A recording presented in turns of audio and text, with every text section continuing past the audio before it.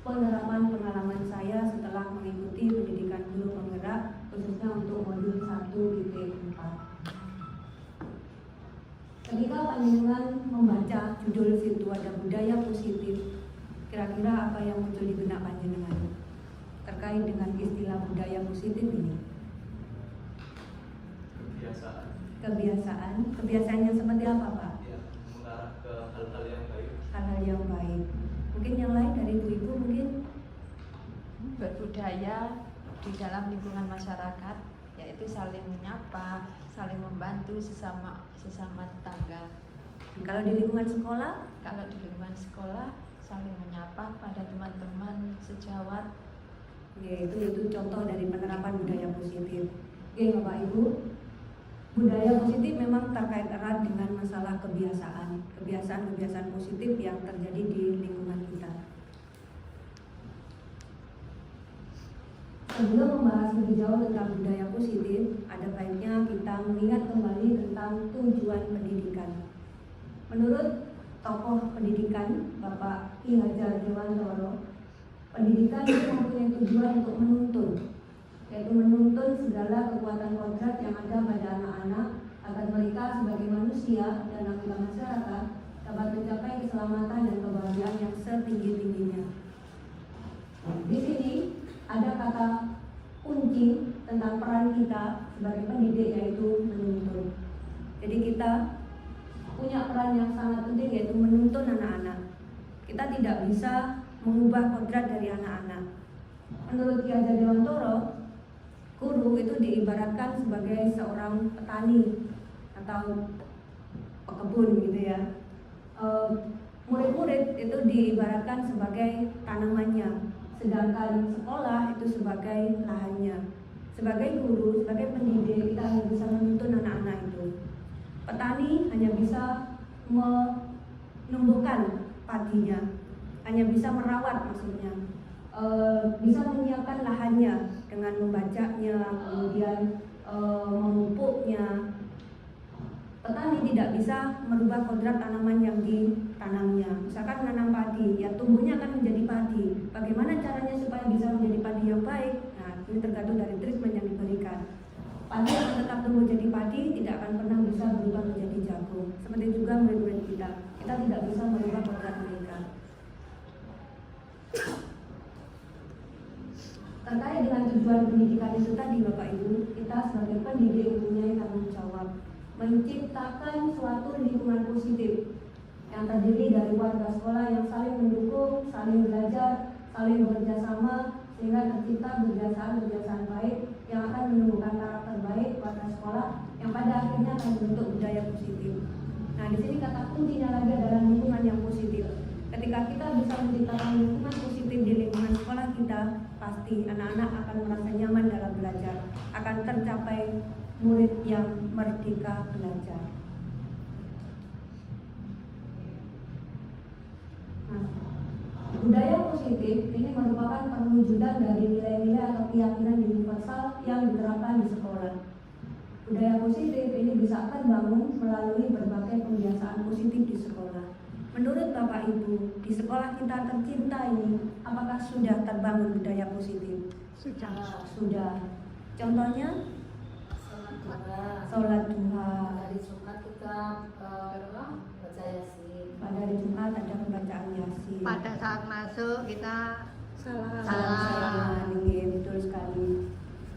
Di sekolah kita memang sudah menerapkan budaya positif. Nah, seperti di gambar ini Bapak Ibu, di pagi hari anak-anak datang memberikan salam, menyapa Bapak Ibu guru. Ini untuk pembinaan karakter sopan santun. Kemudian ini kegiatan keagamaan, sholat duha atau juga sholat zuhur berjamaah. Ini untuk meningkatkan keimanan dan ketakwaan, nilai religius. Kemudian yang di sini ada kegiatan literasi. Ini untuk meningkatkan keterampilan berpikir kritis. Anak-anak dilatih membaca kemudian menulis. Dan yang ini kegiatan kebiasaan untuk melatih kepedulian sosial. Melalui kegiatan bakti sosial, anak-anak diajak untuk peduli dengan sesama. Ini menunjukkan bahwa budaya positif itu sudah dilaksanakan di sekolah kita. Berbicara tentang budaya positif, ada baiknya kita mengetahui sedikit tentang teori kontrol yang disampaikan oleh William Glasser. Ini ada 4 poin utama yang mendasari. Yang pertama terkait dengan teori kontrol. Yang kedua tentang perilaku manusia, kemudian tentang model berpikir, dan yang terakhir tentang kebutuhan dasar manusia.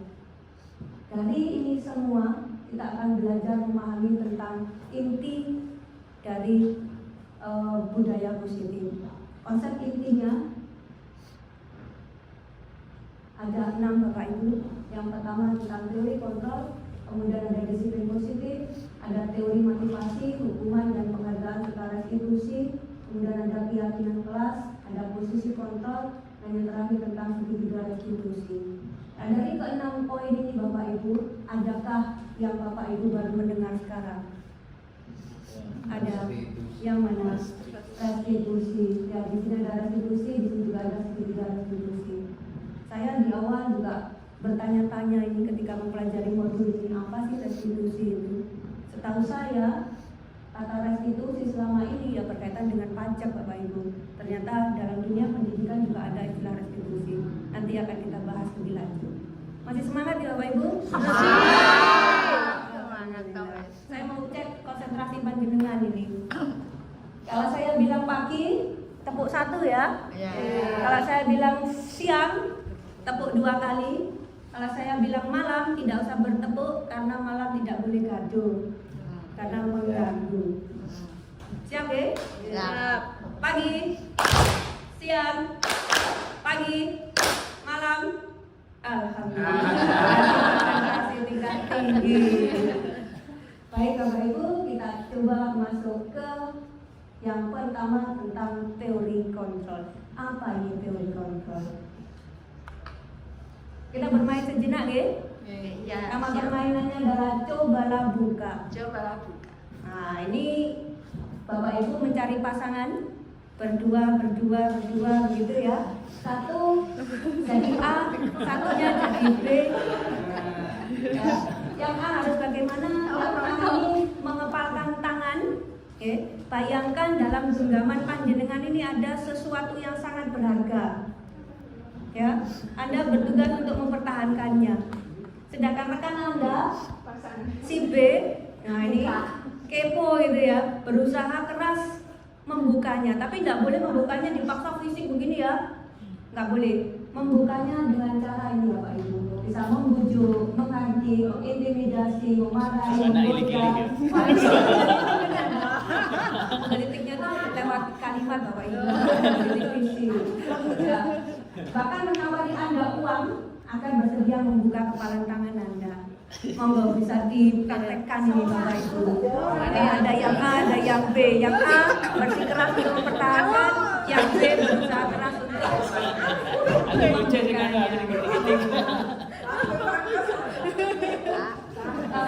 membukanya dengan kalimat-kalimat. Iya, persuasifnya lewat bahasa gitu ya.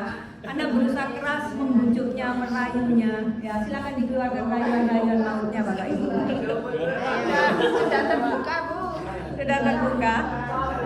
Nanti ini rahasia. Ya. Saya nggak boleh lihat. Dikit aja. Bagaimana ya Pak Ibu? Karena ini rahasia. Jika itu orang buka. Saya kasih Anda cuma 1 M. tak belikan bakso, Bu. Bikin aja, Bu. Rahasia, rahasia. Dikit aja, Bu. Nggak mau lah, Bu. Bagaimana Bapak Ibu? Gagal, Bu, saya. Berhasilkah panjenengan membuka kepalan tangan teman Anda? Ada yang gagal. Adakah yang berhasil? Bu Lela tadi berhasil membuka kepalan tangannya? Iya. Berhasil. Oke Bapak Ibu, ada ternyata yang berhasil membuka kepalan tangannya, ada yang tidak. Ada yang berhasil mempertahankan, ada yang tidak. Nah dari sini berarti apa kira-kira kesimpulannya kalau kita kaitkan dengan teori kontrol? Kenapa kira-kira kok Bapak atau Ibu tadi membuka? Kenapa kok Bapak dan Ibu tadi tidak membuka? Ada keyakinan yang coba untuk dibawa Ada keyakinan yang coba untuk dipahamkan. Ada kesadaran. Kesadaran bahwa tidak tega tidak temannya, akhirnya dibuka gitu ya. Nah, berarti yang memutuskan untuk membuka itu Anda sendiri apa teman Anda? Teman kita yang memotivasi untuk Diri membuka. sendiri. Berarti kalau kita kaitkan dengan teori kontrol, siapa yang mengontrol diri kita? Diri sendiri. Kalau Bapak Ibu tadi memutuskan untuk enggak mau buka, maka tangannya pasti akan tetap terkepal gitu ya. Tapi kalau panjenengan memutuskan ya wis tak bukain, akhirnya dibuka. Walaupun tanpa rayuan yang sangat maut, ini akan dibuka. Oke Bapak Ibu, ini terkait dengan teori kontrol. Ya, ini membuktikan bahwa kita itu tidak bisa dikontrol oleh orang lain. Orang lain pun tidak bisa mengontrol kita. Yang bisa mengontrol adalah diri kita sendiri. Ini pelajaran pertama tentang teori kontrol. Lanjut Bapak Ibu. Aduh. Selama ini, ya kita itu ternyata salah mengartikan makna kontrol. Ya, ada beberapa miskonsepsi tentang makna kontrol. Yang pertama adalah Yang pertama, ilusi bahwa guru bisa mengontrol murid. Selama ini panjenengan beranggapan demikian? Panjenengan bisa mengontrol murid Anda? Nah, ternyata ini adalah hanya sebuah ilusi. Mereka mau dikontrol karena mereka mengizinkan Anda untuk mengontrol. Kalau mereka menolak, ya mereka tidak akan melakukan apa yang seperti panjenengan perintahkan. Itu membuktikan bahwa kita tidak bisa mengontrol murid kita. Mungkin mereka mau karena mereka bertujuan untuk memenuhi kebutuhan dasar mereka, atau mungkin karena mereka takut kalau misalkan tidak melakukan nanti aku dapat hukuman dari bapak ibu guru. Ya, jadi ada motivasi dari luar. Jadi mereka sendiri yang tetap mengontrol diri mereka. Yang kedua, ilusi bahwa penguatan positif efektif dan bermanfaat. Penguatan positif biasanya kita ke anak-anak kan memberikan bujukan, memberikan rayuan, memberikan reward gitu ya. Iya kan? Nah ternyata itu tidak efektif. Ketika itu kita hentikan, pasti anak-anak tidak akan melakukan hal yang sama. Nah ini membuktikan kalau penguatan positif itu tidak efektif. Yang ketiga, tentang kritik. Kritik dan membuat orang merasa bersalah itu dapat menguatkan karakter. Selama ini kita beranggapan demikian, ternyata ini juga hanya sebuah ilusi. Ketika kita memberikan kritikan, ketika kita membuat orang merasa bersalah, ini kita sudah mengarahkan orang-orang tersebut kepada identitas gagal. Kenapa demikian? Karena mereka akan melabeli diri mereka dengan sesuatu yang negatif. Mereka akan beranggapan, oh ternyata aku jelek, oh ternyata aku tidak sebaik itu. Ini bahaya sekali Bapak Ibu. Kita pun sebagai guru kadang-kadang tidak sadar melakukannya melalui kalimat-kalimat kita walaupun secara halus ternyata menyakiti anak didik kita. Yang berikutnya, ilusi bahwa orang dewasa memiliki hak untuk memaksa. Pernahkah panjenengan merasa demikian bahwa panjenengan punya tanggung jawab untuk membuat anak-anak itu melakukan sesuatu? Pernah enggak? Pernah. Nah, ternyata tidak demikian. Kita tidak punya hak untuk memaksa. Karena kebutuhan anak juga berbeda. Ini miskonsepsi tentang makna kontrol yang selama ini terjadi. Nah, bagaimana solusinya supaya kita tidak lagi salah memaknai kata kontrol ini? Kita harus melakukan namanya perubahan paradigma.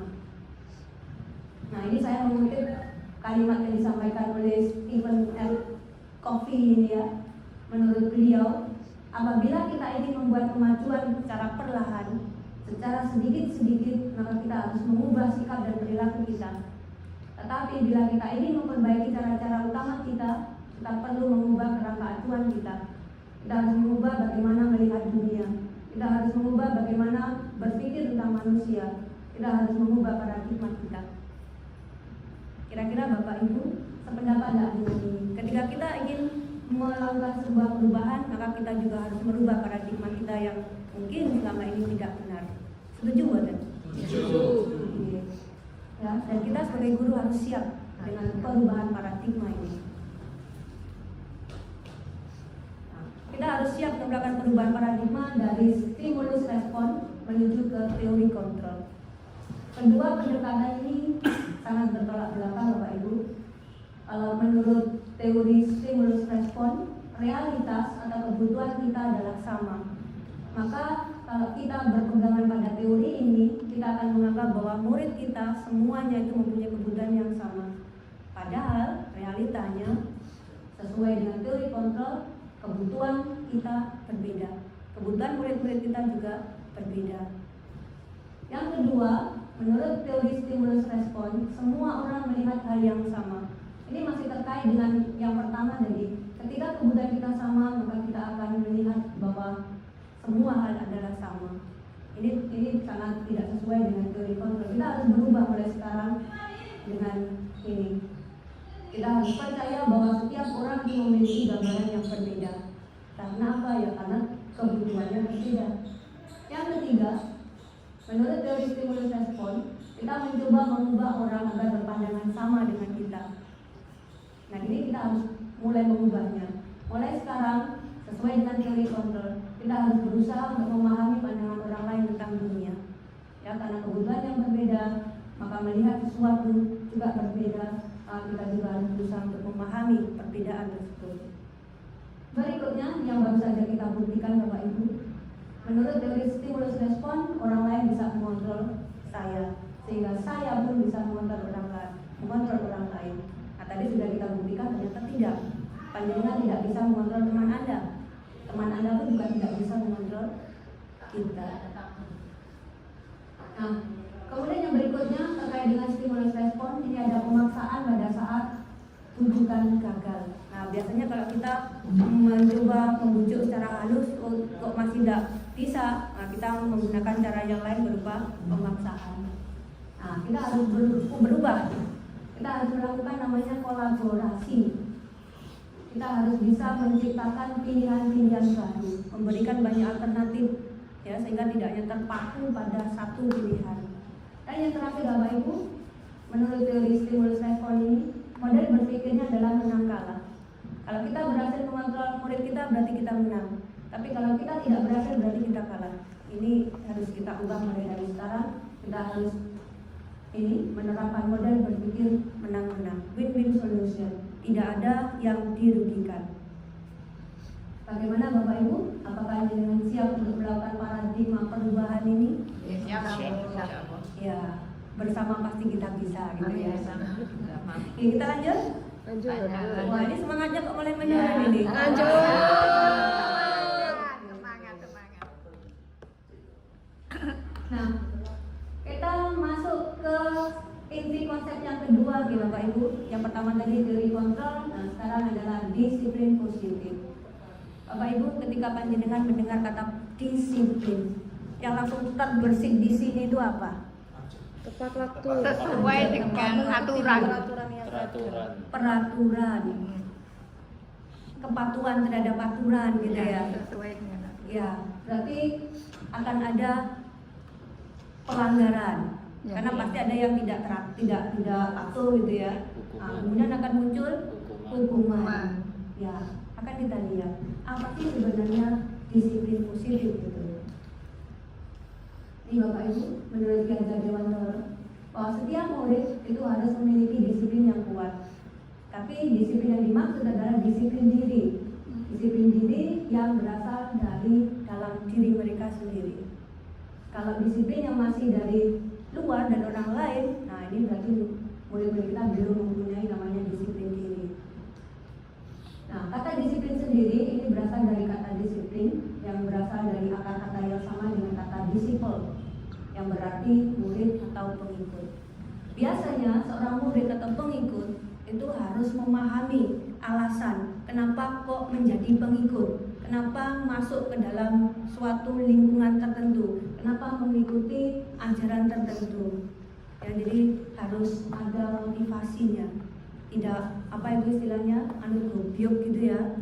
Karena teman-temannya ikut, teman-temannya nggak ikut. Berarti itu motivasinya masih dari luar.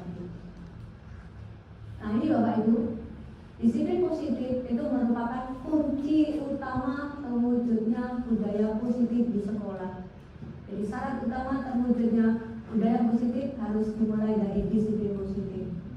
Disiplin positif ini akan mengajarkan murid untuk memiliki disiplin diri sehingga bisa bertanggung jawab terhadap tindakan yang dilakukan.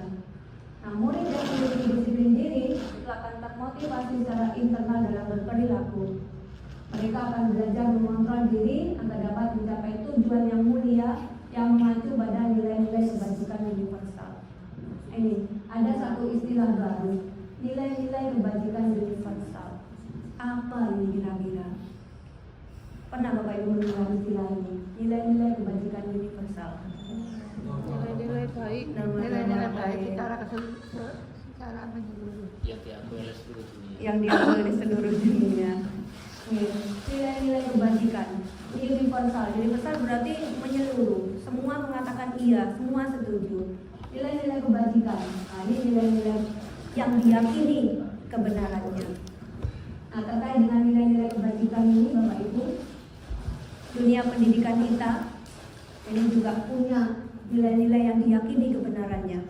Sehingga ini juga menjadi tujuan dari pendidikan nasional, yaitu mewujudkan pelajar Indonesia yang mempunyai ini profil pelajar Pancasila dengan nilai-nilai kebajikan yang dijawabkan dalam 6 dimensi ini. Ya, ada beriman bertakwa kepada Tuhan Yang Maha Esa dan berdakwah mulia, kemudian mengembangkan nilai kemandirian, kemudian bernalar kritis, berkebinekaan global, bergotong royong, serta kreatif. Ini nilai-nilai kebajikan yang diyakini kebenarannya di dunia pendidikan kita, dan tentu saja sudah menjadi tugas kita untuk mewujudkannya. Ya, dengan cara apa? Ya, dengan cara pembelajaran kita di kelas. Kita harus bisa mengimplementasikan nilai-nilai ini dalam pembelajaran kita, sehingga tujuan pendidikan akan dapat terwujud. Setuju Bapak Ibu? Setuju. Sangat setuju. Sangat setuju. Ternyata jadi guru berat ya. Pertanyaan besarnya adalah bagaimana cara kita sebagai guru menanamkan disiplin positif ke murid? Apa yang selama ini sudah Bapak Ibu lakukan untuk menanamkan disiplin positif ini? Membuat peraturan. Apa Pak Jojo? Membuat peraturan. Membuat peraturan. Mulai dari diri. Mulai dari diri, berarti memberi contoh gitu ya, memberi teladan. Ya. Kalau misalkan kita sudah memberi contoh, membuat peraturan, ternyata budaya itu masih belum juga nampak di anak-anak kita, apakah kita akan berhenti? Enggak. Tidak. Apa yang perlu kita lakukan? Ada aturan tadi sudah. Evaluasi, mungkin cara kita masih belum benar gitu ya. Perlu tidak kita memberikan motivasi ke anak-anak? Perlu. Ya memang. Walaupun tujuan utama adalah untuk memunculkan motivasi dalam diri, tetapi ketika motivasi dalam diri belum muncul, ya harus kita dorong. Ya, kita harus memberikan contoh-contoh tadi dari eksternal dulu, dengan harapan ketika itu sudah dilakukan berulang-ulang akan memotivasi diri sehingga anak-anak tersadar untuk melakukan suatu tindakan itu berdasarkan keinginan mereka sendiri. Nah, berbicara tentang motivasi Bapak Ibu, pasti setiap tindakan itu ada tujuan, sama seperti yang disampaikan di awal dari teori kontrol, bahwa semua perilaku mempunyai tujuan. Saya juga yakin panjenengan duduk di sini ini mempunyai tujuan, mempunyai motivasi. Kalau boleh tahu alasan panjenengan kesini tadi apa? Belajar. Apa lagi? Undangan. Karena undangan. Ada lagi? Mengubah paradigma pembelajaran. Ingin mengetahui materi tentang lebih dalam tentang profil pemuda Pancasila. Ingin belajar lebih. Oke, ternyata motivasinya macam-macam ya Bapak Ibu. Kebersamaan. Oke. Membersamai saya di sini gitu ya. Oke Bapak Ibu, ternyata motivasi perilaku manusia itu ada 3 macam. Ini menurut tokoh yang namanya Yannick Rousseau ini. Motivasi yang pertama, ini biasanya ya, ini level yang paling rendah Bapak Ibu, menghindari ketidaknyamanan atau hukuman.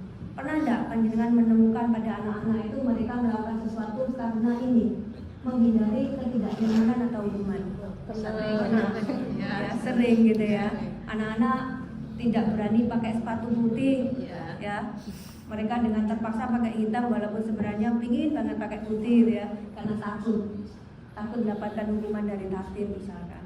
Kalau panjenengan sendiri pernah enggak melakukan sesuatu karena ini? pernah. Saya juga pernah sama. Timbangan yang seneni. Level yang berikutnya, ya tingkatan yang lebih tinggi dari yang pertama tadi adalah mendapatkan imbalan atau penghargaan. Pernah enggak kita menemukan ini di anak-anak Bapak Ibu?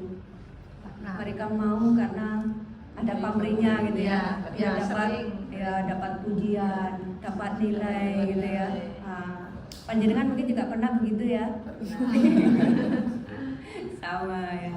Ya yang terakhir ini Bapak Ibu, motivasi yang paling tinggi tingkatannya yaitu menjadi orang yang diinginkan dan menghargai diri sendiri dengan nilai-nilai yang dipercaya. Ini berarti motivasinya sudah dalam diri. Ini motivasinya internal. Yang dua ini tadi motivasinya masih berupa motivasi eksternal.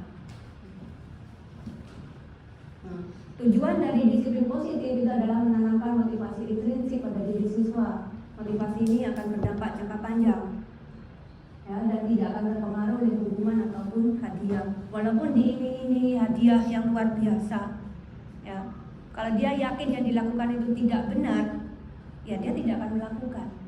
Begitu juga sebaliknya, dia ditakut-takuti dengan hukuman.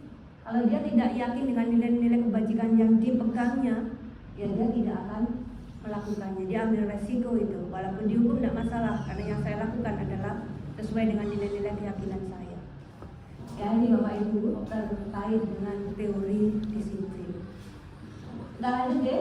lanjut.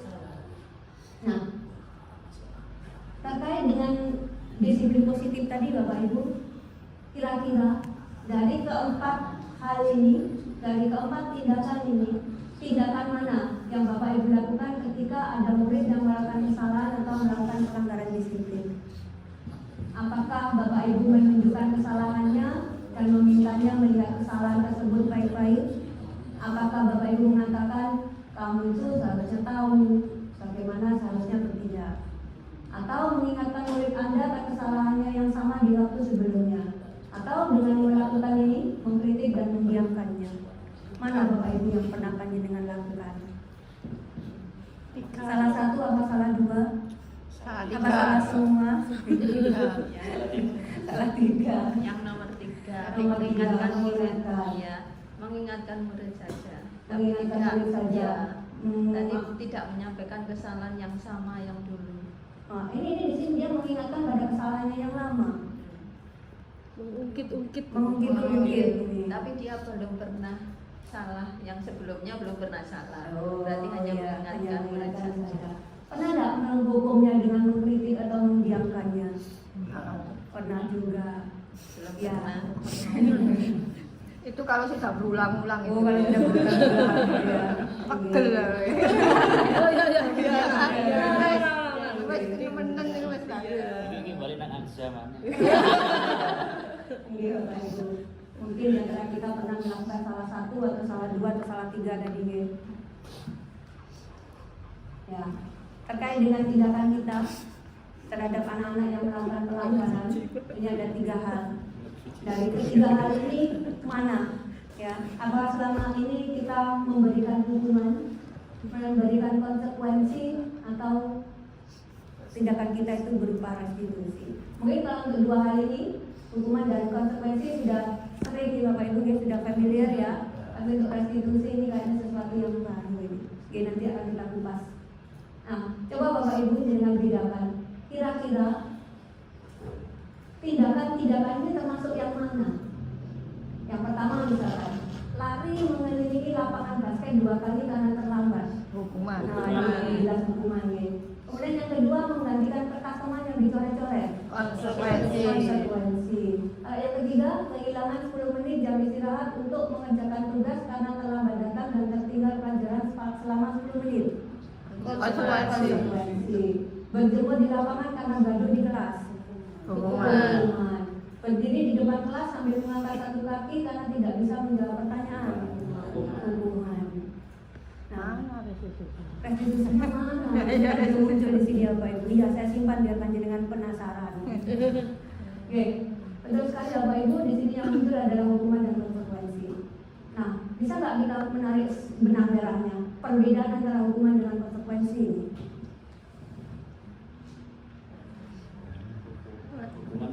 kesalahan, kalau konsekuensi itu adalah kesepakatan, hasil dari kesepakatan, Hukuman karena ada kesalahan, konsekuensi hasil dari suatu kesepakatan. hasil dari suatu kesepakatan yang dilanggar. Sama-sama ada pelanggaran, Pak ya. Iya. Oke. Ya Bapak Ibu, ini perbedaan antara hukuman dan konsekuensi. Hukuman itu sifatnya tidak terencana. Kita kan tidak merencanakan nanti akan menghukum anak untuk lari, untuk push up, kan tidak terencana. Tapi itu spontan. Ketika ada yang melakukan, nah secara spontan kita menuntut. Kemudian juga bersifat satu arah. Ini dari guru saja. Anak-anak tidak punya pilihan ini. Mau tidak mau harus melakukan apa yang diminta oleh gurunya. Ini berbeda dengan konsekuensi. Kalau konsekuensi itu sudah terencana, sudah disepakati, dan ada data yang menjadi dasar. Ya misalkan si A sudah melakukan pelanggaran selama sebanyak 2 kali atau 3 kali, maka harus diberi sanksi apa gitu ya. Nah, ini membuktikan kalau konsekuensi itu adalah sesuatu yang terencana dan sudah disepakati. Ya, untuk restitusi disimpan dulu ya Bapak Ibu. Kita lanjut dulu. Apakah apa yang Bapak Ibu lakukan terhadap murid yang menunjukkan disiplin positif? Kalau yang tadi kan murid-murid yang melakukan pelanggaran, kita beri sanksi, kita beri hukuman, kita beri konsekuensi. Nah, bagaimana dengan murid-murid yang menunjukkan disiplin positif? Kita kasih jempol, Apresiasi. diapresiasi. Berarti kita memberikan penghargaan. Pernahkah terlintas di pikiran panjenengan Bapak Ibu bahwa ternyata memberikan penghargaan sama halnya dengan menghukum seseorang? Enggak benar. Enggak benar terlintas. Kenapa berhenti? Enggak terlintas ya. Ya. Ternyata Bapak Ibu, ini sudah berdasarkan hasil survei gitu ya. Pemberian penghargaan, pemberian reward itu ternyata sama dengan memberikan hukuman pada seseorang. Nah, menurut Akikon, ini tidak menurut saya ya, menurut tokoh ya Bapak Ibu. Ini kita tuh sering dihukum oleh penghargaan. Murid-murid kita sering dihukum oleh penghargaan. Kenapa? Karena yang pertama, penghargaan tidak efektif. Ya. Ketika kita tidak memberikan penghargaan, ya sudah berhenti. Anak-anak tidak akan berperilaku seperti yang kita harapkan, karena nggak ada penghargaan. Jadi tidak efektif. Yang kedua, penghargaan itu merusak hubungan. Pernah nggak Bapak Ibu membayangkan di kelas ya ada si A yang bagus sekali, setiap saat kita puji. Ada si B, si C, si D yang jarang kita puji. Bagaimana perasaan mereka? Mereka merasa terhukum, ya, karena tidak pernah dipuji, akhirnya malah membenci si A tadi. Ya, di sini akan memunculkan permusuhan, juga memunculkan persaingan. Nah, ini membuktikan bahwa memberikan penghargaan itu bisa merusak hubungan. Hasil survei berikutnya itu menunjukkan bahwa penghargaan mengurangi ketepatan. Kemudian penghargaan juga menurunkan kualitas. Dan lebih parah lagi, penghargaan mematikan kreativitas. Ya, karena motivasinya hanya untuk mendapatkan penghargaan saja. Jadi ketika tidak ada penghargaan, ya sudah. Ini ya sudah ini gitu ya, nggak ada kreativitas lagi. Dan yang terakhir, penghargaan itu menghukum. Nah, ini yang seperti apa ini? Bapak Ibu ingat dulu ada sistem perankingan. Ya, ranking 1, ranking 2, ranking 3 gitu ya. Iya. Yang selalu mendapatkan pujian hanya ranking 1. Ranking 2, ranking 3-nya kan terlupakan. Ranking 2 itu pasti akan merasa sangat terhukum. Saya juga bagus, tapi saya nggak dapat pujian gitu kan. Yang disebut selalu yang ranking 1. Nah, ini membuktikan bahwa penghargaan itu menghukum. Nah, berarti mulai sekarang bagaimana Bapak Ibu? Apakah terus akan memberikan penghargaan? Sekali-sekali ya, dilihat situasinya gitu ya Pak ya. Ya, ya dengan ini tadi mempertimbangkan hasil survei yang demikian ini. Ya, memang ada kalanya kita juga memberikan hukuman, ada kalanya kita memberikan penghargaan. Ini Bapak Ibu yang panjenengan tunggu-tunggu tadi tentang restitusi. Restitusi adalah sebuah pendekatan untuk menciptakan disiplin positif. Gambar ini gambar yang hukuman lagi Bapak Ibu di borgol kita ini. Ya. Ini ada penghargaan, rasa senang, gitu ya. Nah, yang di sini ini restitusi. Ada dialog. Ya, ketika anak-anak melakukan pelanggaran, kita harus berdialog dengan mereka. Apa yang melatar belakangi mereka? Ya, kemudian kita arahkan supaya mereka ini secara sadar, nantinya tidak mengulangi kesalahannya. Ini proses restitusi Bapak Ibu. Nah, kira-kira nanti ke depan kalau ada lagi siswa yang melakukan pelanggaran, mana yang akan Bapak Ibu lakukan? Apakah masih tetap memberikan hukuman, memberikan penghargaan, atau mencoba pendekatan baru yaitu pendekatan restitusi? Restitusi. Nah, kita nanti akan belajar bersama-sama nih Bapak Ibu. Bagaimana sih melakukan restitusi? Iya, ilmu baru. Saya juga mendapatkan ilmu baru ketika belajar di modul 1.4 ini, berkenalan dengan namanya restitusi. Kita lanjut nih Bapak Ibu. Pagi.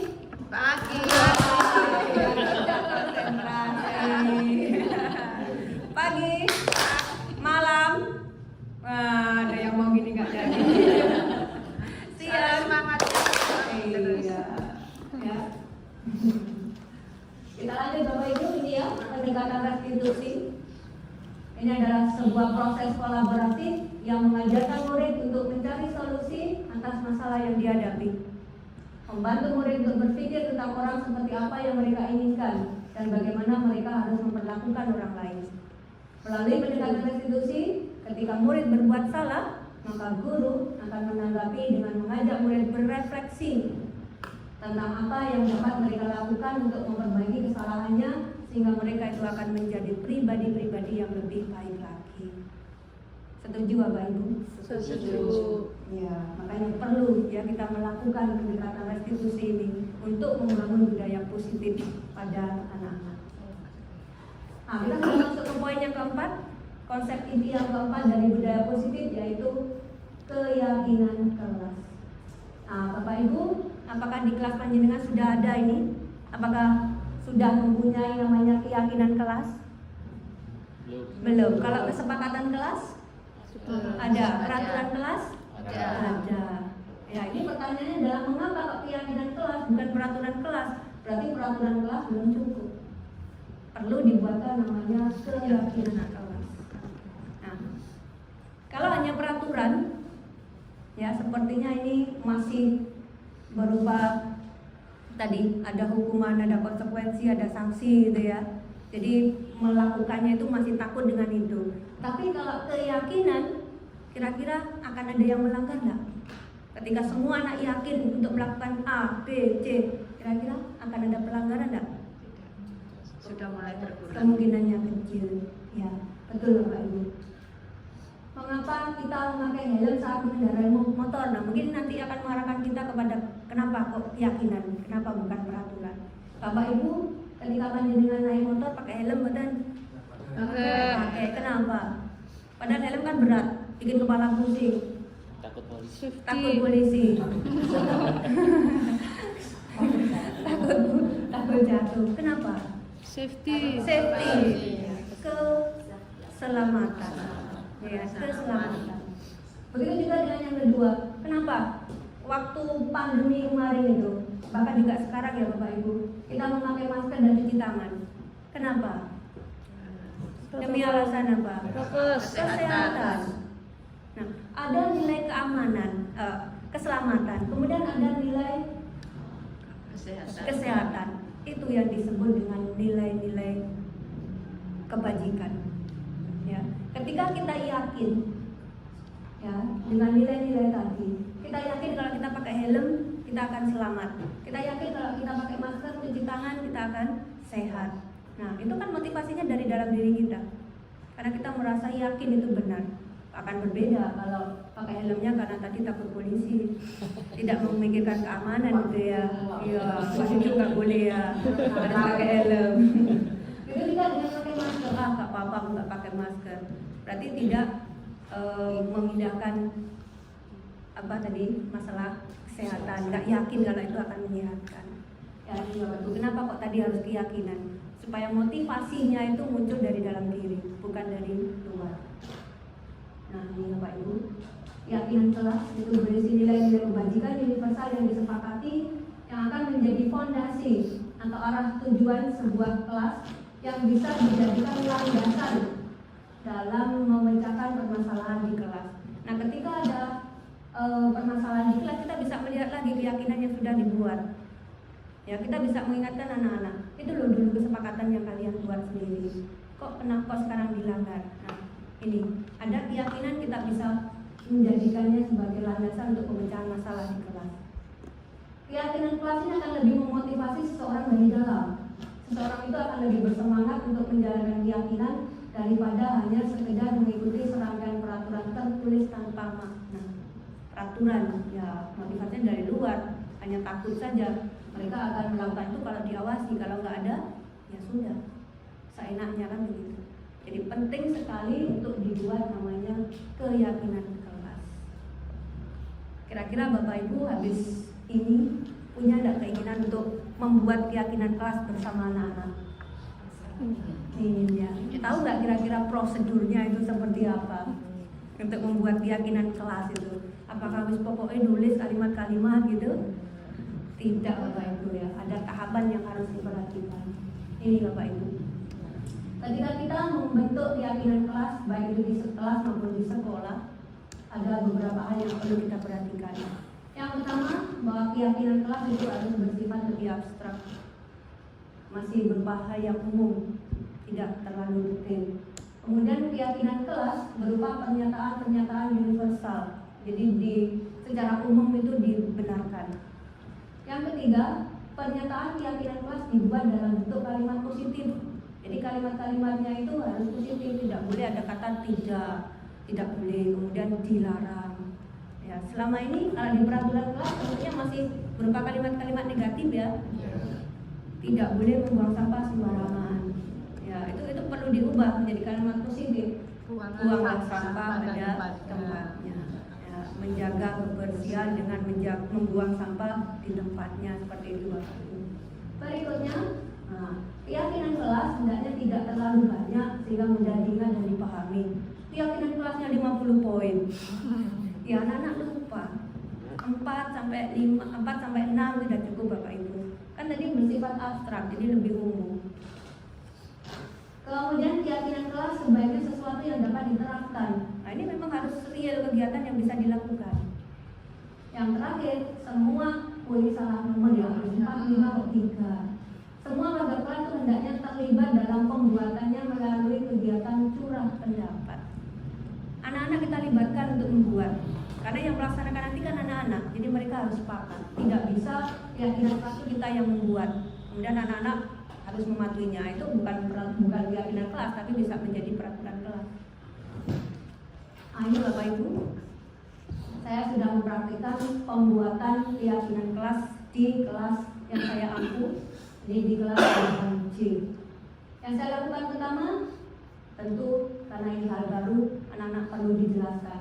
Saya memberikan penjelasan tentang apa itu keyakinan kelas, mengapa kok harus ada keyakinan kelas. Kemudian anak-anak saya ajak untuk melakukan curah pendapat. Di sini anak-anak saya minta untuk menuliskan satu kalimat tentang tindakan apa yang ingin mereka lakukan. Mereka saya minta untuk membayangkan kelas seperti apa yang mereka idamkan. Anak-anak yang berperilaku bagaimana di dalam kelas itu sehingga mereka akan merasa nyaman. Jadi tiap anak menuliskan pendapatnya di kertas kecil, di kertas post-it. Nah, ini saya minta untuk menempelkan di depan. Semua menaruh tulisannya tadi, pernyataan-pernyataan positifnya tadi di plano. Kemudian saya minta bantuan 2 orang siswa ini untuk mensortir, mengelompokkan pernyataan-pernyataan yang sama. Nah, setelah itu dirumuskan kalimatnya Bapak Ibu, karena kalimatnya anak-anak kan masih macam-macam. Kita rumuskan menjadi kalimat yang positif, kalimat yang bagus begitu. Nah, ini di kelas 8C disepakati ada 4 keyakinan kelas. Yang pertama itu terkait dengan menjaga kebersihan. Yang kedua, saling menghargai sesama teman. Yang ketiga ini tentang kedisiplinan, disiplin dalam belajar. Dan yang keempat ini hormat santun ya, sopan terhadap guru dan teman. Nah, setelah terumus ini, saya buatkan posternya Bapak Ibu. Kemudian saya buatkan format untuk tanda tangan anak-anak. Ini untuk membuktikan bahwa anak-anak itu sepakat. Ini juga untuk mengingatkan kembali ketika anak-anak lupa melanggar ini, saya bisa mengingatkan dulu, ini tanda tangan siapa ini? Kalian kan sudah menyepakati. Nah, harapannya anak-anak nanti akan terus ingat ini. Kali ini saya tempel di kelas. Tiap hari anak-anak bisa membaca, bisa melihatnya, melihat tanda tangannya ini akan mengingatkan mereka harus berperilaku seperti apa di kelas. Ada videonya sebenarnya Bapak Ibu, cuma tidak saya masukkan di sini. Mungkin nanti di luar ini gitu ya. Kalau panjenengan kepo, penasaran seperti apa prosesnya, monggo nanti bisa lihat. Ini Bapak Ibu ternyata membuat keyakinan kelas itu tidak sulit. Yang penting ada komunikasi. Ya, kita mengakomodir pendapat dari anak-anak. Kita nggak bisa memaksakan kehendak kita di sana. Semua harus berasal dari anak-anak. Ada rencana Bapak Ibu untuk membuat keyakinan kelas setelah ini? Ada. Alhamdulillah. Kita lanjut ya. Nah, posisi kontrol guru. Ini masih terkait dengan yang tadi Bapak Ibu. Ketika ada murid-murid yang melakukan pelanggaran, kita sebagai guru itu ada di posisi kontrol yang mana? Ya, kita belajar dari studi kasus dulu Bapak Ibu. Ya, ada ibu guru namanya Bu Ambar. Ini sedang bingung menghadapi ulah salah satu muridnya yang bernama Doni. Beberapa murid di kelasnya Doni itu datang mengeluh kepada Bu Ambar, bercerita bahwa Doni itu seringkali meminta bekal makan siang mereka dengan paksa. Nah, kalau panjenengan jadi Bu Ambar, kira-kira apa yang akan panjenengan lakukan? Apakah membiarkan Doni dengan perilakunya itu atau bagaimana? Gimana Bu Ani? Si Doni kita panggil. Doni dipanggil terus diapakan Bu? Ditanya apa Bu? Ditanya kenapa kok melakukan hal itu. Terus kalau kita sudah tahu alasannya? Alasannya kalau seandainya memang dia tidak membawa bekal, kita suruh membawa bekal sendiri. Kalau alasannya dia memang nakal, berarti harus kita berikan, istilahnya dikasih informasi jangan berbuat semacam itu. Wah, Pak Bun ini hukuman, dikasih hukuman tuh katanya Pak Bun. Ya. Ya, sebelum kita mengambil tindakan Bapak Ibu, kita perlu mengetahui latar belakangnya gitu ya. Apa sih yang memotivasi seseorang melakukan suatu tindakan? Ini juga terkait dengan teori kontrol yang sudah kita pelajari tadi, bahwa setiap perilaku itu mempunyai tujuan. Terkait dengan motivasi Bapak Ibu, ternyata orang-orang itu melakukan sesuatu, salah satunya bisa untuk memenuhi kebutuhan dasarnya. Ada kebutuhan dasar bertahan hidup, ada kebutuhan akan kasih sayang dan rasa diterima, ada kebutuhan tentang penguasaan, ada kebutuhan tentang kebebasan, juga ada kebutuhan tentang kesenangan. Menurut panjenengan yang dilakukan Doni tadi itu kira-kira untuk memenuhi kebutuhan yang mana? Satu. Tiga. Dua. Bisa semuanya. Bisa semuanya. Benar sekali Bapak Ibu. Doni melakukan tindakan tadi itu bisa untuk memenuhi kelima kebutuhan dasar ini. Yang pertama, bertahan hidup. Ketika Doni mengatakan pada kita alasan dia mengambil makanan karena dia lapar, karena dari rumah tidak ada bekal, orang tuanya tidak bisa membawakan bekal, maka untuk memenuhi kebutuhan dasarnya tadi dia meminta bekal teman-temannya. Karena kalau dia tidak minta di teman-temannya, dia akan kelaparan sampai pulang sekolah. Nah, ini berarti tujuan dia adalah untuk memenuhi kebutuhan dasar bertahan hidup. Nah, yang kedua ini, ketika Doni mengatakan bahwa saya senang kalau dipanggil, kan dia jadi perhatian, gurunya jadi perhatian ke dia, dan gurunya pasti akan memanggil orang tuanya. Nah, Doni pun pasti akan mendapatkan perhatian dari orang tuanya. Nah, berarti tindakan dia tadi untuk memenuhi kebutuhan kasih sayang dan rasa diterima. Yang ketiga, tentang penguasaan. Di sini Doni mau menunjukkan siapa dia, gitu ya. Ini loh, aku Doni, si kuat misalkan, ya. Maka di sini tujuan dia adalah untuk mendapatkan penguasaan. Dia ingin menunjukkan bahwa dia itu punya kekuatan, ingin diakui kekuatannya. Yang berikutnya adalah kebebasan. Ini terkait dengan pilihan Bapak Ibu. Ternyata Doni itu tiap hari sama ibunya dikasih bekal lauknya tempe. Dia melihat punya teman-temannya ada yang mie, ada yang telur, bahkan ada yang ayam gitu ya. Dia bosan. Menunya kok tiap hari itu. Nah, di sini dia melakukan tindakannya untuk memenuhi kebutuhan dasar kebebasan. Yang terakhir kesenangan. Si Doni melakukan itu karena iseng. Dia menikmati ekspresi teman-temannya yang jengkel. Ada nggak murid kita yang seperti itu? Ada. Ada ya. Ya, mereka tuh merasa senang kalau temannya itu galau gitu ya. Kalau temannya marah itu senang, katanya lucu gitu ya. Ya berarti Doni dalam hal ini melakukan tindakan karena untuk memenuhi kebutuhan akan kesenangan. Ya. Nah, setelah kita mengetahui ini semua Bapak Ibu, alasan dibalik perilaku dari si Doni tadi atau yang lainnya, kita akan bisa menentukan tindakan yang paling tepat. Nah, ini kita akan bisa menentukan posisi kontrol kita. Apakah sebagai penghukum, Doni kita marahin, Doni kita suruh apa gitu ya, atau ini pembuat rasa bersalah, atau kita mengambil posisi kontrol sebagai seorang teman, atau sebagai pemantau, atau mungkin juga sebagai manajer. Menurut Bapak Ibu, kelima peran ini mana yang paling baik? Pak Cucu bilang manajer. Mungkin yang lain? Atau Pak Cucu selama ini sudah menerapkan posisi kontrol di sini mungkin? Kadangkala. Bapak Ibu yang lain? Lebih banyak di mana Bapak Ibu selama ini? Sebagai penghukum, membuat rasa bersalah, teman atau pemantau? Pemantau. Bagus adalah sebagai penghukum, mulailah sebagai pemantau. Mungkin Anda yang kadang-kadang jadi penghukum, tapi kadang-kadang juga jadi teman gitu ya. Kadang-kadang juga ini menjadi membuat rasa bersalah gitu ya.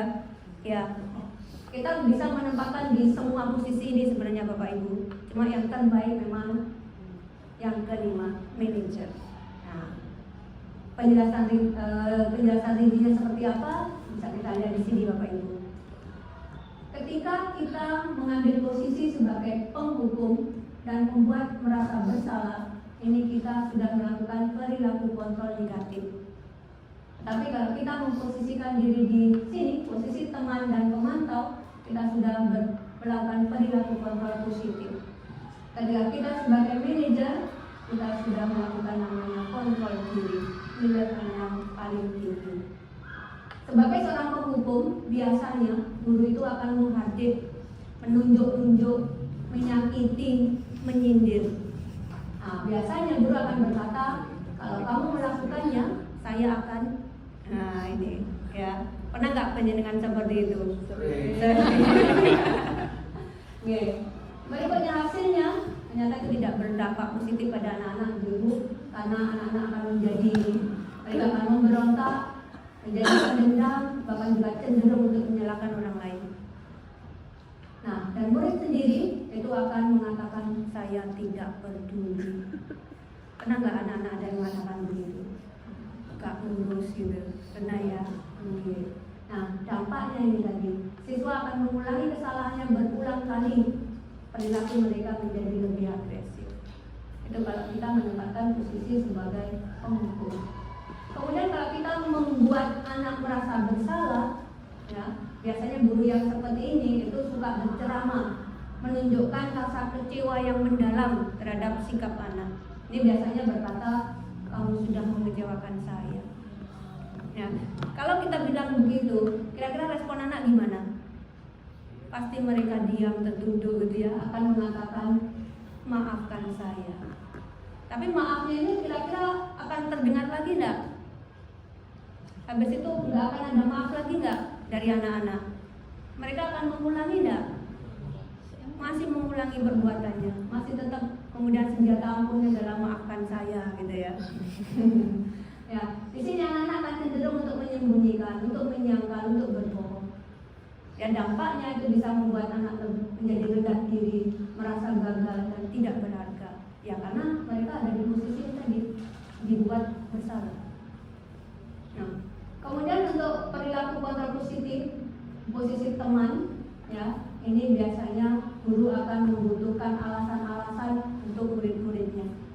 dia akan berkata, lakukan demi bapak, lakukan demi ibu. Ya sudah, nanti bapak ibu bantu. Pernah tidak panjenengan seperti ini ke murid-murid panjenengan?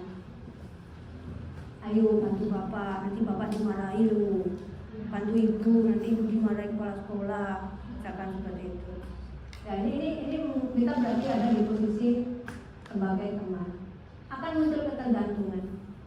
Siswa biasanya akan berkata, kalau mereka kecewa, ya mereka akan mengatakan, saya pikir bapak teman saya, ternyata bukan. Nah di sini dampaknya itu anak akan menjadi tergantung, tidak mandiri, bahkan tidak bisa mengambil keputusan. Ketika kita mengambil posisi kontrol sebagai pemantau, biasanya kita akan menghitung dan mengukur sudah berapa kali nih kesalahannya, ya kan? Sudah berapa kali nih pelanggarannya. Oh ini masih 1 kali nggak apa-apa. Ini sudah 5 kali nih harus ada ini ya, seperti itu. Itu posisi sebagai pemantau. Nah, sebagai pemantau biasanya guru akan berkata apa peraturannya, apa konsekuensinya, apa yang sudah kamu lakukan, apa yang terjadi sekarang. Nah, ini hasilnya ya, akan menyesuaikan bila diawasi.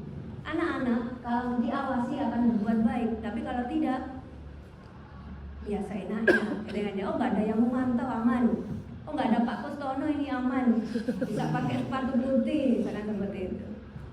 Nah, murid-murid akan berkata, saya akan dapat bintang berapa kalau melakukan hal tersebut. Jika sudah melakukan itu, saya dapat apa? Mereka menanyakan rewardnya. Maka dampaknya itu akan menitik beratkan pada dampak pada diri sendiri, mendapatkan hadiah atau hukuman tadi. Nah, yang paling bagus itu adalah menempatkan diri pada posisi manajer. Seorang manajer biasanya akan mengajukan pertanyaan-pertanyaan sebelum pada keputusan. Dengan berkata, apa yang kamu yakini? Apa kamu meyakininya? Maukah kamu memperbaikinya? Kalau kamu memperbaikinya, kira-kira hal tersebut akan menggambarkan apa tentang dirimu? Ya, anak-anak diajak untuk berefleksi. Nah, anak-anak akan berkata, bagaimana caranya agar saya bisa memperbaiki keadaan ini? Saya akan memperbaiki masalah ini dengan bla bla bla.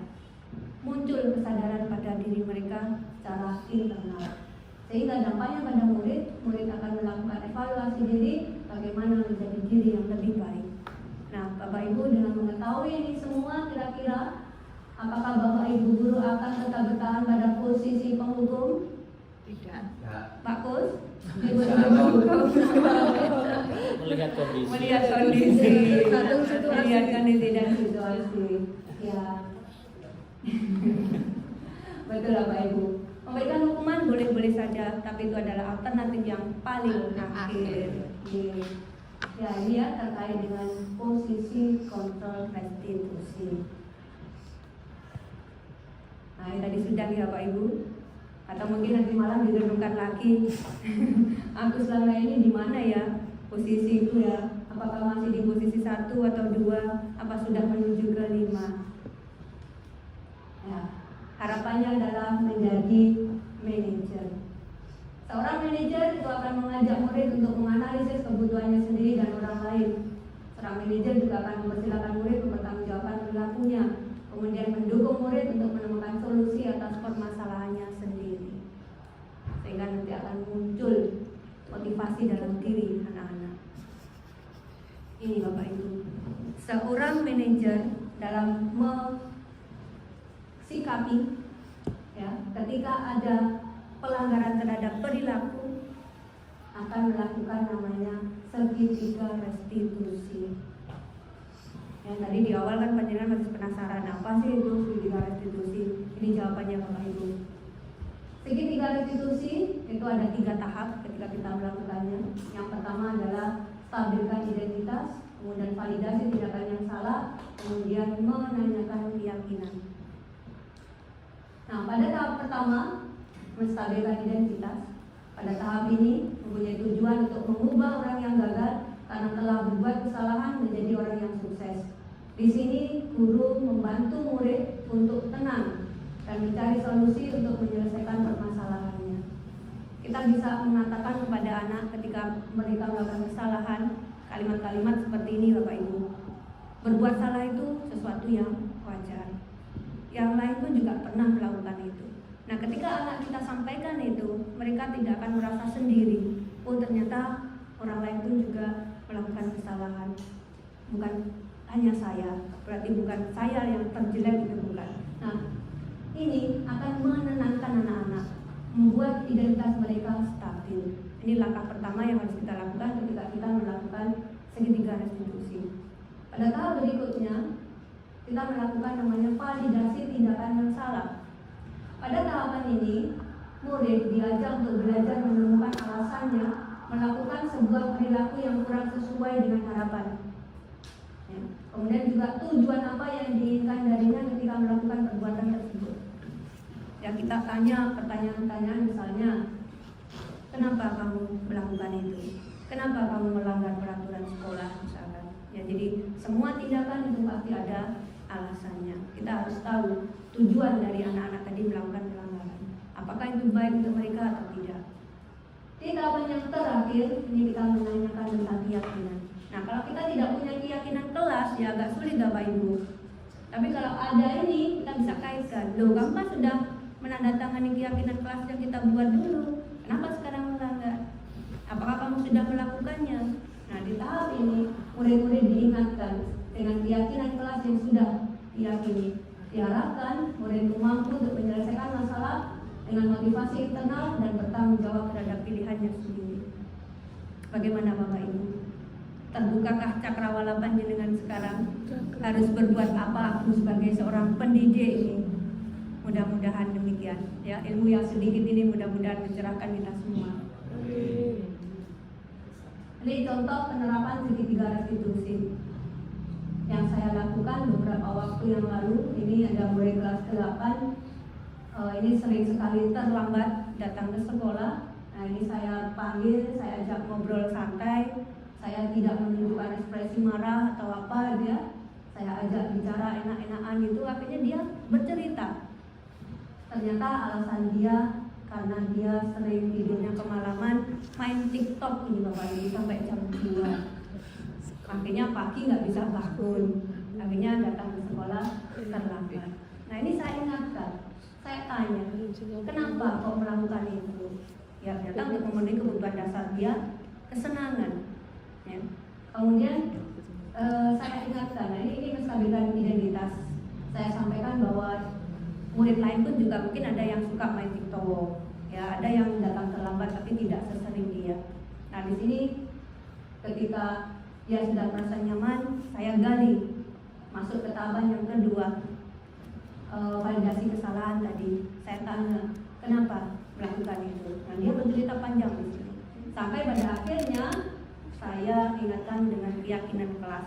Akhirnya dia sadar, ya, dia menyadari kalau yang dia lakukan selama ini salah. Kemudian dia berjanji waktu itu untuk mengatur waktu, ya, tidurnya tidak terlalu malam, mainnya dibatasi.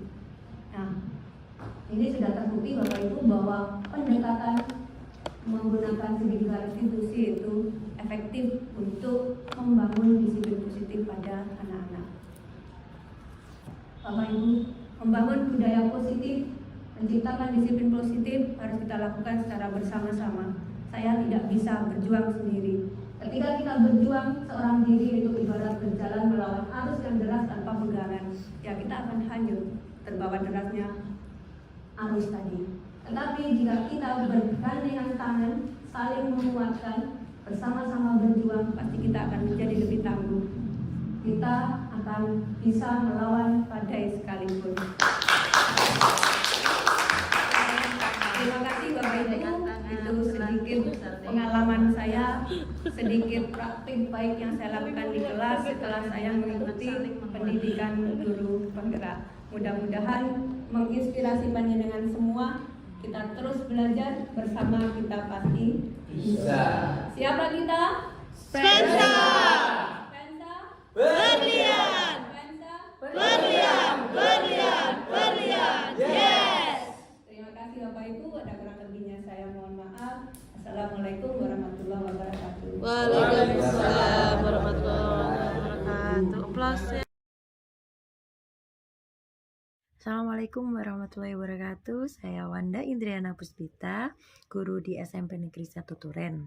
Hari ini saya telah mengikuti diseminasi yang telah dilakukan oleh calon guru penggerak Bu Wiwi Sri Budiati SPD. Beliau memaparkan tentang budaya positif di sekolah. Di pemaparan yang dijelaskan Bu Wiwi salah satunya tentang menumbuhkan budaya positif dengan keyakinan kelas. Saat kita melakukan keyakinan kelas, di situ terdapat interaksi antara guru dan siswa yang meyakini bahwa kesepakatan tersebut merupakan hal yang positif dan harus dilakukan dengan kesadaran pribadi, sehingga menumbuhkan karakter yang positif untuk siswa dan mereka meyakini bahwa hal tersebut adalah baik. Oke, terima kasih Bu Wiwi. Materi yang disampaikan sangat menarik dan baik. Sukses selalu, semangat menjadi guru penggerak. Warahmatullahi wabarakatuh. Waalaikumsalam warahmatullahi wabarakatuh. Gimana kabarnya hari ini? Alhamdulillah baik. Ada yang tidak masuk? Ada.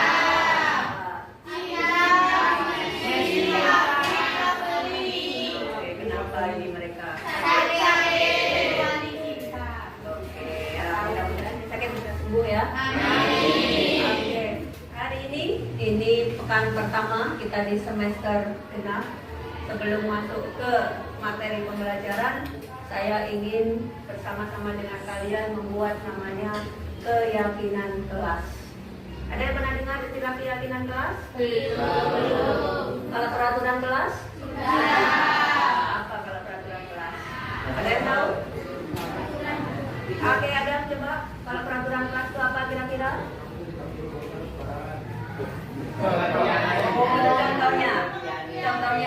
Contohnya tidak boleh membuang sampah sembarangan. Oke. Terus ada lagi yang bisa kasih contoh peraturan kelas? Kenapa dengan tiket? Harus tiket setiap hari, gitu. Oke. Tidak boleh tidur saat jam pelajaran. Kalimatnya tadi semuanya diawali tidak boleh gitu ya. Oke, itu peraturan biasanya seperti itu. Kalimatnya berupa pernyataan negatif. Tapi kalau keyakinan kelas ini sedikit berbeda. Kalau peraturan itu kalian biasanya melaksanakan itu karena takut dengan konsekuensinya atau karena apa? Takut dengan konsekuensinya. Takut dengan konsekuensinya. Kalau tidak pikir takut didenda. Ya. Apa takut apa gitu ya. Berarti kalian melakukannya belum ikhlas. Ya, motivasinya masih dari luar. Ini bedanya dengan keyakinan kelas. Kalau keyakinan kelas, kamu yakin bahwa apa yang kamu lakukan itu adalah benar, maka munculnya dari dalam diri kalian sendiri. Ya, contohnya apa? Kalian yakin tentang apa misalkan? Melakukan sesuatu yang benar misalkan apa? Sholat. Ya, kamu yakin sholat itu adalah sesuatu yang baik untuk kalian, harus kalian lakukan tanpa ada paksaan, tanpa ada ketakutan nanti aku dimarahi ayah, dimarahi ibu gitu kan ya. Tapi kamu merasakan itu adalah sesuatu yang benar yang harus aku lakukan. Nah, berarti dorongannya dari mana? Dari hatimu kan ya, dari diri kalian sendiri. Nah, diharapkan nanti juga demikian di kelas kita punya namanya keyakinan kelas.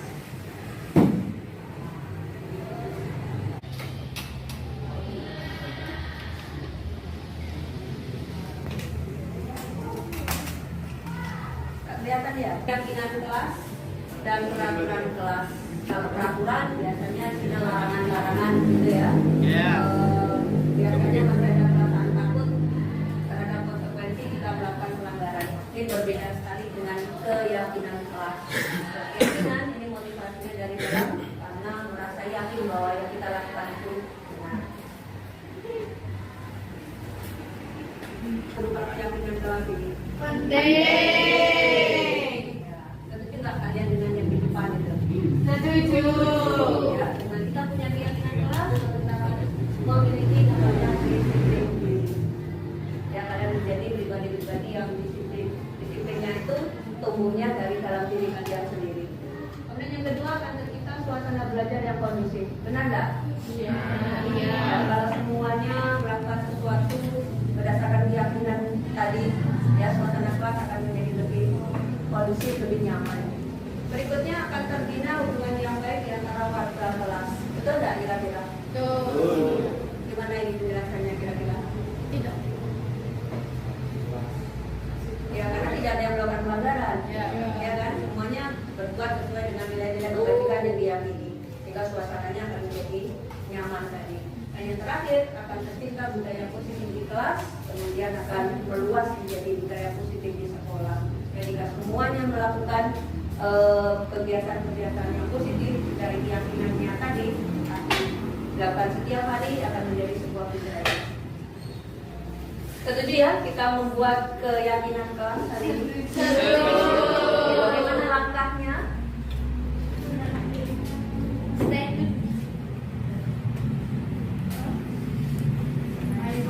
Ya. Bagaimana caranya? Ini yang harus kita perhatikan. Pernyataannya yang pertama harus berupa pernyataan positif. Jadi nanti kalian bisa untuk menuliskan beberapa kalimat, satu kalimat gitu ya, yang berupa keyakinan kalian, apa yang harus atau sebaiknya kalian lakukan di kelas ini dalam bentuk kalimat positif.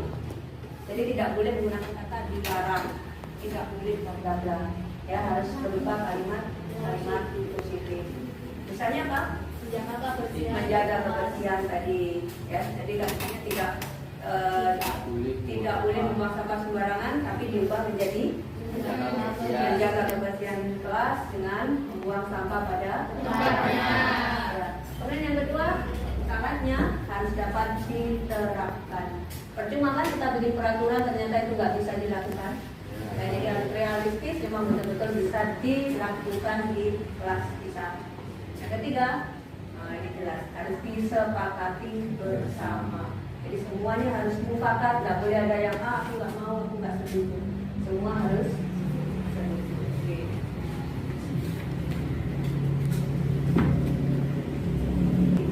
Ya, langkah-langkah yang perlu kita lakukan. Yang pertama nanti kalian akan saya minta untuk menuliskan satu hal positif yang kalian yakini untuk kalian lakukan di kelas ini. Ya, bebas nanti kalian mau menuliskan apa di sini. Ya, tiap orang akan dapat satu kertas post-it ini. Ya, tuliskan di sana keyakinan kelas apa yang ingin kalian sepakati di kelas ini. Paham? Paham. Oke. Bantu saya untuk membagi ya. Ambil satu, gantikan belakang. Ambil satu, gantikan belakang. Ambil satu, gantikan belakang. Ambil satu, gantikan belakang.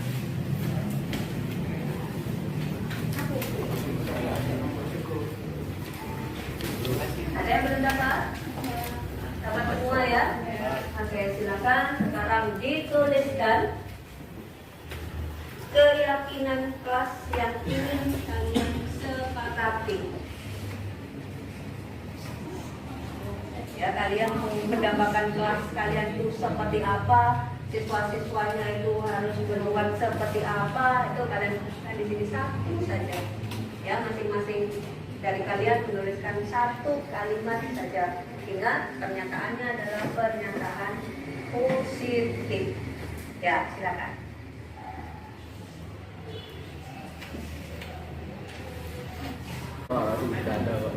Kompak dan selalu Plano apa ya plano?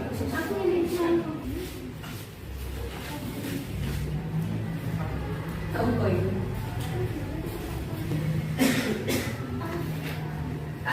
Sudah semua menulisnya? Oke, sekarang kalian tempelkan. Ya. Secara bergiliran kalian menempelkan kertas post-it-nya dengan papan di depan. Mungkin di sana. Ya, langsung dua orang nggak apa-apa. Ya, bebas tempatnya. Ini turun, dikit loh. Tidak apa-apa teman-teman sekalian. Ayo. Ya, ayo lanjut. Silakan semuanya nanti menempel di depan.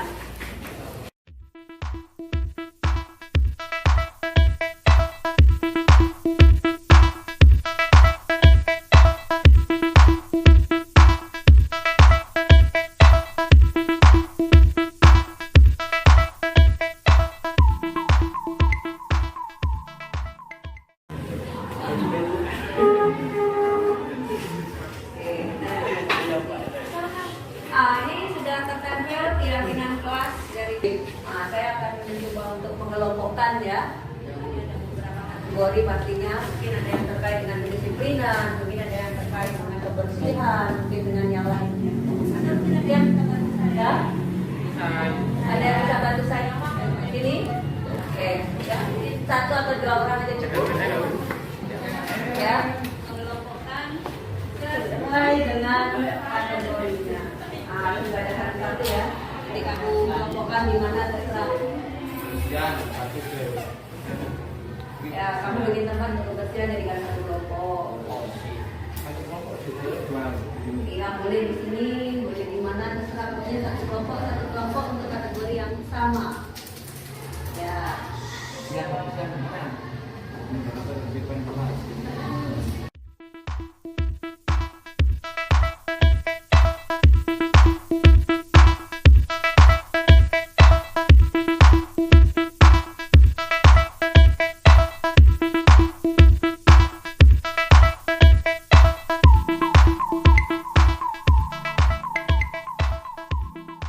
Ini sudah ada 6 kelompok ya kesepakatan kelas kita.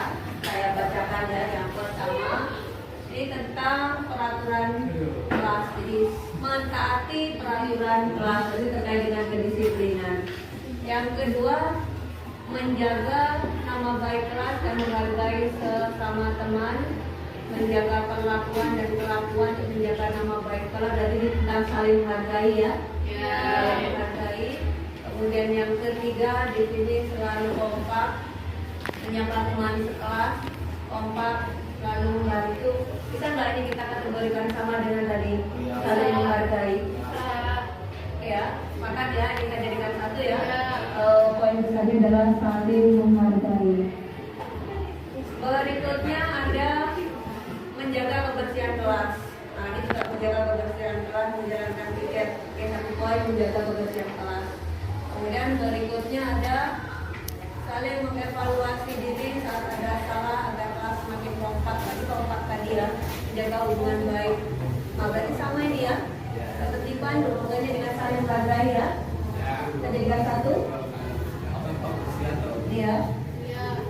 Kemudian yang terakhir mendengarkan guru jika sedang menjelaskan, fokus saat guru menjelaskan, mendengarkan, tidak ramai, mengerjakan tugas dan mengumpulkan tugas tepat waktu. Ini kita rangkum jadi apa nih kira-kira?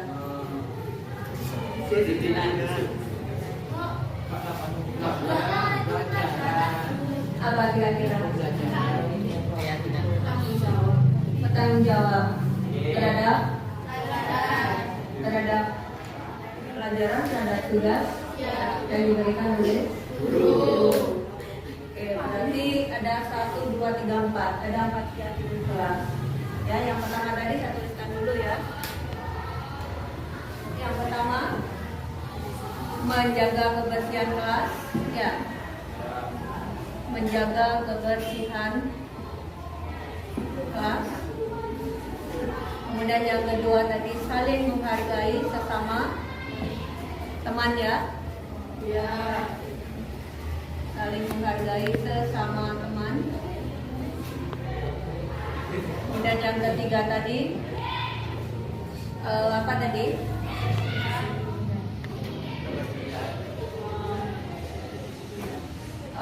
Disiplin dalam hal apa? Kebersihan sudah tadi yang pertama, menjaga kebersihan kelas. Saling menghargai sama teman, ini tujuannya supaya dari di kelas ada kekompakan. Disiplin dalam belajar ya. Disiplin dalam belajar tadi contohnya apa? Tadi ada di sana mendengarkan ketika guru menjelaskan, kemudian ada mengerjakan tugas dengan baik tadi ya. Yang terakhir apa tadi ya? Ada selalu rukun, menjaga perlakuan, membantu sesama teman, menjaga nama baik, menyapa teman, ada menyapa teman, ramah, Ya, ramah, ramah,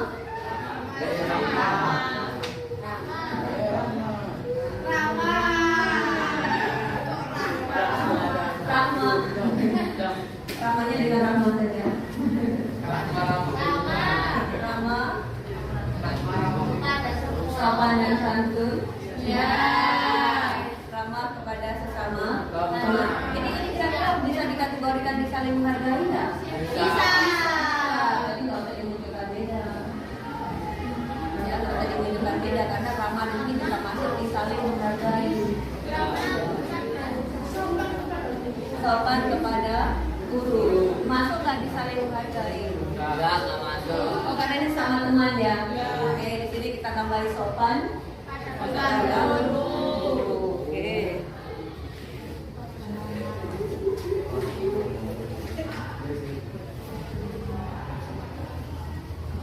Terhadap guru saja, terhadap teman enggak? Ya. Terhadap guru dan teman. Walaupun sesama teman tetap harus Sopan. Nah, ini kesepakatan atau keyakinan kelas yang sudah kalian buat untuk kelas ini. Berarti kalian mulai dari sekarang harus melaksanakan ini. Ya, kan ini kalian sendiri yang menyepakati. Iya. Ya. Oke. Di kesempatan berikutnya akan saya buatkan posternya ya. Akan saya buatkan posternya. Nanti akan kalian tanda tangani bersama. Nanti ditempel di kelas kita. Iya. Kalau nggak ditempel nanti kalian lupa. Ya kan, kalau ditempel di sini tiap hari kelihatan. Oh itu loh tanda tangan gua, aku udah setuju nanti. Oke? Ya. Secepatnya pertemuan berikutnya sudah berupa poster, mungkin ukuran A4 gitu ya. Nanti di bawahnya kalian tanda tangan semua. Oke. Ya, tepuk tangan untuk kita semua.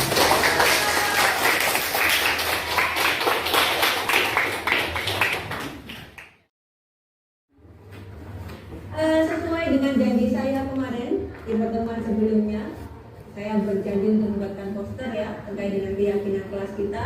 Ini posternya sudah jadi. Ya, ada 4 poin tentang kesepakatan kelas kita, keyakinan kelas kita. Kemarin yang pertama adalah menjaga kebersihan kelas. Yang kedua saling menghargai sesama teman. Yang ketiga disiplin dalam belajar. Yang keempat sopan terhadap guru dan teman. Masih ingat kan?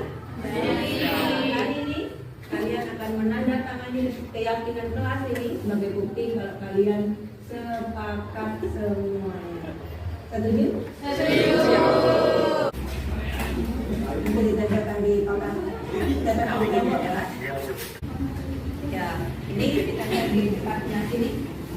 Bukti tanda tangannya. Ya. Ya, kalian habis ini silakan secara bergiliran menandatangani keyakinan kelas ini, ya, bawa pulpen di depan ya. Tanda tangan sesuai dengan nama langsung. Kalau kemarin dari sana, mungkin sekarang dari sini ya. Kalau nanti sesuai aksennya, ya. Sesuai aksen kalian keyakinan kelas kalian.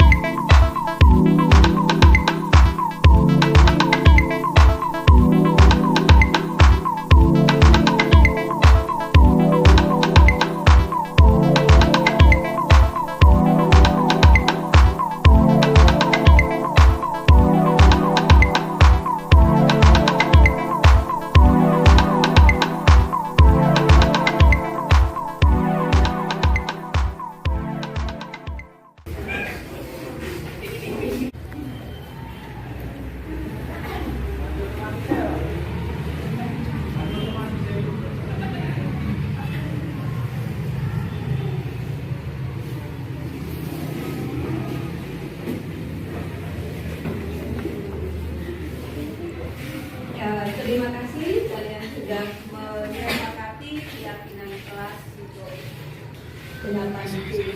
Ya. Tepuk tangan kita.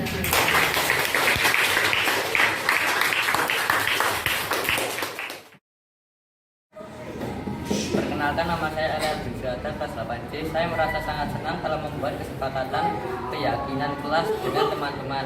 Menurut saya, keyakinan kelas sangat penting karena dapat membuat saya dan teman-teman menjadi murid yang lebih baik.